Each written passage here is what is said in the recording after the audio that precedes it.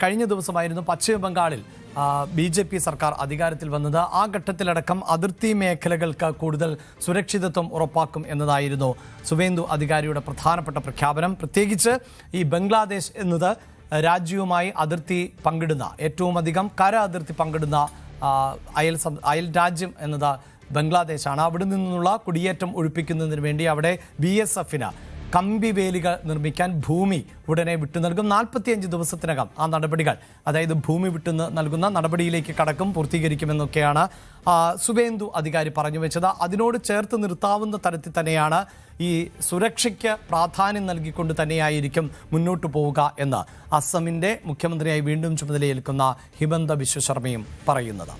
ഇനി നമ്മൾ പശ്ചിമ ബംഗാളുമായി തന്നെ ചേർത്ത് വെക്കേണ്ട മറ്റൊരു വാർത്ത എന്നത് പശ്ചിമ ബംഗാളിൽ തെരഞ്ഞെടുപ്പ് ഫലത്തെ അംഗീകരിക്കാൻ അവിടെ മമതാ ബാനർജി തയ്യാറായിരുന്നില്ല.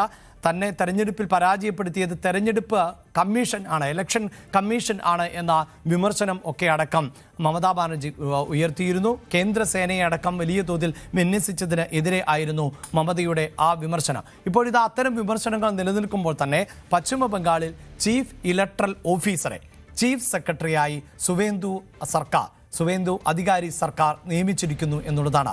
തെരഞ്ഞെടുപ്പുമായി ബന്ധപ്പെട്ട നടപടിക്രമങ്ങളെല്ലാം പൂർത്തിയാക്കി 48 മണിക്കൂറിനുള്ളിൽ ആണ് ഈ മനോജ് കുമാർ അഗർവാൾ എന്ന ഉദ്യോഗസ്ഥന് പുതിയ നിയമനം, അതും സംസ്ഥാനത്തെ ഏറ്റവും ഉയർന്ന പദവി നൽകിയത് എന്നതാണ്.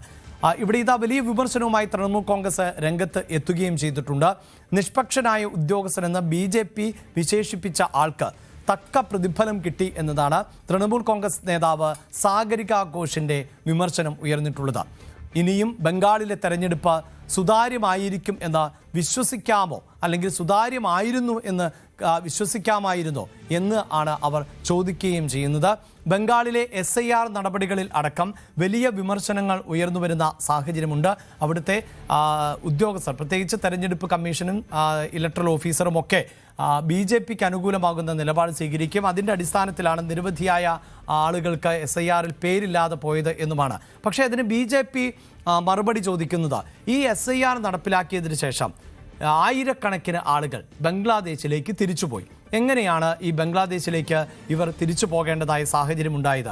ഇവർ ബംഗ്ലാദേശികളല്ല, ബംഗാളികളാണ് എങ്കിൽ എന്തുകൊണ്ട് അവർ ബംഗ്ലാദേശിലേക്ക് പോകുന്നു എന്ന മറു ചോദ്യം ആണ് BJP ചോദിച്ചത്.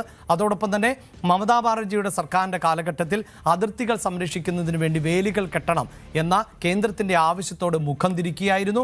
15 വർഷമായി ഇത്തരത്തിൽ ഏതാണ്ട് 175 കിലോമീറ്ററോളം വരുന്ന പ്രദേശമൊക്കെ നദി, ചതുപ്പ്, അങ്ങനെ വലിയ പ്രതിസന്ധി നേരിടുന്ന ഭാഗങ്ങളാണ്.